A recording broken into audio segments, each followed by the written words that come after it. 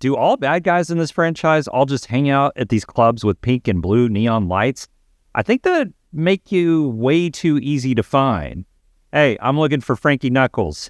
See that club over there with the neon? It's finally here after being delayed for a whole year. From the world of John Wick, Ballerina, which I'm just going to call it Ballerina for the rest of the review. It was an original story by Shay Hatton, but then turned into a story that included John Wick.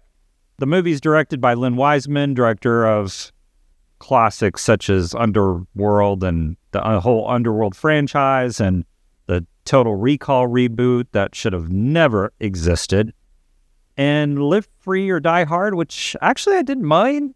So you can imagine that this side story in the John Wick franchise was headed for a downhill spiral pretty fast. And for a minute, that's pretty much what happened. But Chad Stahelski, director of John Wick, unhappy with what Wiseman did for this movie, comes in and pretty much reshoots the whole film. Well, not the whole film, but most of it. And he saves the day. And doesn't even ask for a co-director credit. What a guy.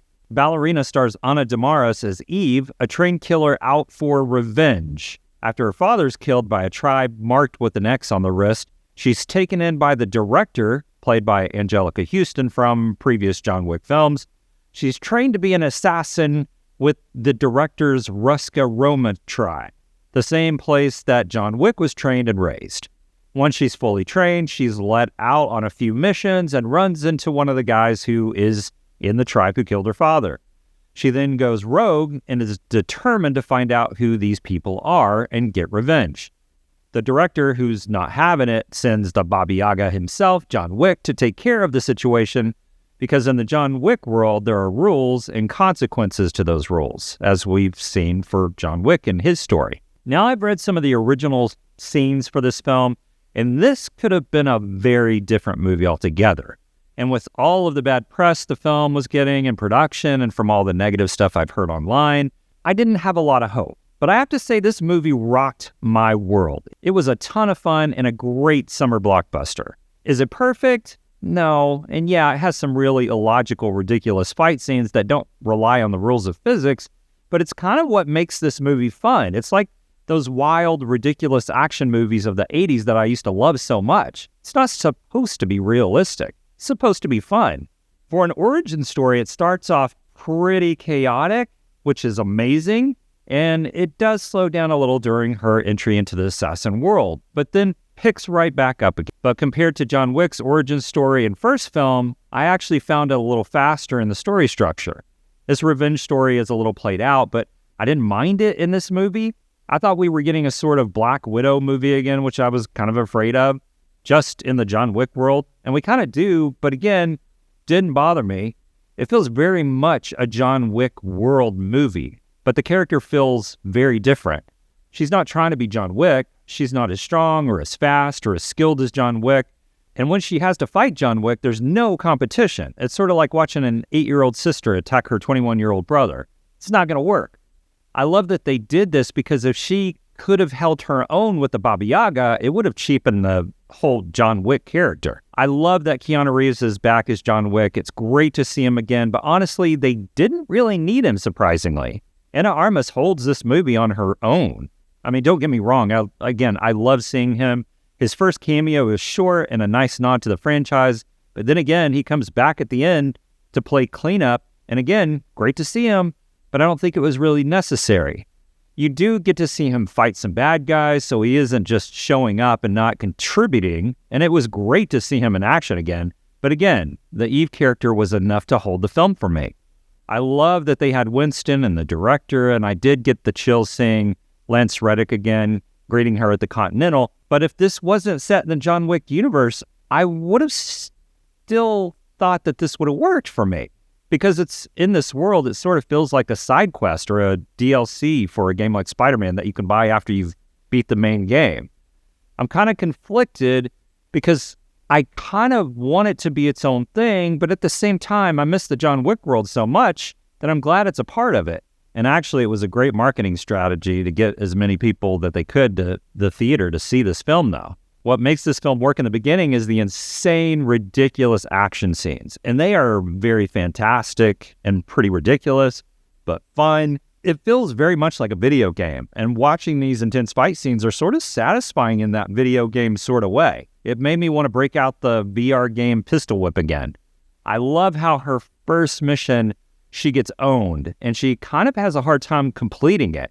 If she would have gone in after her training kicking butt like John Wick style, it would have been really unrealistic in an already unrealistic situation. The fight scenes are, again, a lot of fun in that sort of dumb way, but the film knows it's dumb. I mean, not dumb, stupid, but unrealistic. Like the fight where they pick up plate after plate after plate, hitting each other like cartoon characters, or where Eve puts on skates on her hands and starts fighting. Ridiculous scenarios, and I freaking loved it. Going in, I prepared myself to get in the state of mind that the story was going to be pretty bad, and I was just going to enjoy some amazing choreographed fight scenes, but there is a surprising story element to the film that I actually really enjoyed. It's been done before, I'm not going to lie, but because I didn't expect it, I really enjoyed it. It did make some strange decisions with the story that I didn't understand in the end, but all in all, it was a lot of fun, and the third act of the film was absolutely fantastic and bonkers. When she heads to a certain town, there's a sort of cool twist that was really fun and creative and amplified the film. And the flamethrower scene, whoa. There is a flamethrower battle that, if the rest of the movie was garbage, this scene would still be worth the price of a ticket. I was in a Dolby Digital theater, and the sound of the flamethrowers rocked my seat. It was amazing. The sound design of it was fantastic. I have to say, this was one of my all-time favorite fight scenes in an action film, and I hate to say it, but I may have enjoyed that scene more than most of the action scenes in the new Mission Impossible movie. I mean, it was wild and so much fun. The set design of the film was very familiar to the John Wick world and universe. We get a very fancy Continental Hotel in Prague, which is fun, and an interesting club at the beginning of the film called Negative 11, where it's a club in a cold, icy environment, again with pink and blue neon lights. This franchise loves the neon clubs, and the small village at the end of the film was beautiful and an interesting environment for the climax of the movie. The choreography of the fight scenes, again, with the camera movement was fantastic, and it's what you'd expect from a John Wick film. It wasn't second tier to the other films, but right on point with the others. I was a little bummed that Norman Reedus' character wasn't utilized more, but that's a small complaint. His character is nice for the story because it sort of bookends the film in a way that Eve sort of redeems her past and her father, which was a nice touch. The end of the film sets you up for a sequel in pretty much the same way they did for John Wick. It was a little too familiar, and in a spin-off where they are convincing you that Eve is not John Wick, at the end gives you the same sort of John Wick outcome. But again, small complaint for this film. And while I'm complaining, it is a little strange that this film is set between John Wick 3 and John Wick 4, where Wick is supposed to be in a place where he's recovering from the events of 3. I mean, he's like really beat down, but has the time and energy to go on the side quest. There is one scene that seems a little too easy. I wish they would have kind of fleshed this out a little bit more. There's a character named Frank selling Eve guns. He gives her some information to where the people that she's looking for are, and it's just a little too quick, a little too simple. That was my only real complaint of this movie. But again, do I really even care? No. All in all, I absolutely love this ridiculous, bonkers movie. It's fantastic. Ballerina is an amazing action-packed summer blockbuster that brings you back into the world of John Wick, but giving you a fresh take on the franchise.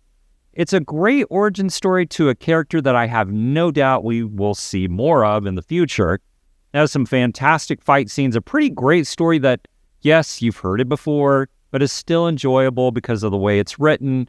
Ana Armas is perfect as Eve, and I can't wait to see what she does next.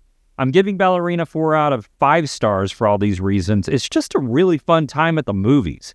It is rated R for strong, bloody violence throughout and some language. I can't wait to see this movie again. It's fantastic. But let me know what you thought of Ballerina. Were you disappointed? What were you expecting? Me? Again, I loved it. Is it a perfect movie? No, but it's fun, and that's all that matters for a summer blockbuster, right? Did you think that it could have survived without a John Wick cameo? Like and subscribe for all the latest movie reviews, and remember, don't wait until it streams. Let's go to the theater and let's see it together. How do I get out of here? The front door is unlocked. No, I mean, how do I start doing what you do? Looks like you already have. That door will lock sooner than you think. You can still leave. You still have a choice.